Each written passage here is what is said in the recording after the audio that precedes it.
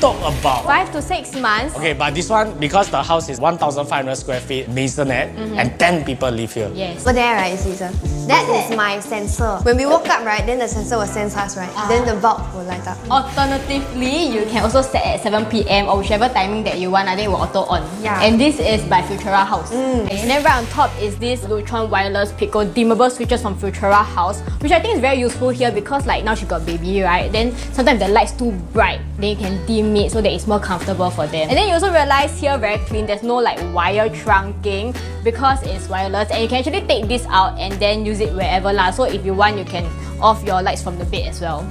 Oh, but I wouldn't do that lah because Why? I can use my phone ma. Oh yeah, they Yeah. also have app. All the smart home thing all got app one. Correct. But not least, the whole house is furnished with smart home system. Yeah. Yeah, by Futurahaus. And for us, it's the first time using a smart home How system. is it so far? It's crazy. Okay, initially, right, we used it to kacau each other because we Why? can control the light Oh setting. yeah. Yeah. Then after that, we realized that it's really good for us because sometimes we forget the kitchen lights. Then we will just switch it off upstairs. Right. Yeah. So it has scene setting. So like if you want to come home or if you want to leave the house, you will say goodbye, right? Then everything will switch off. Can be voice controlled like by Alexa or like Google. Also Yeah. there. If you are still in that old mindset, right, that smart home is not useful, I think you need to try Time first. to change, Yeah, time time to to change. change. Time to move on, man. Yeah.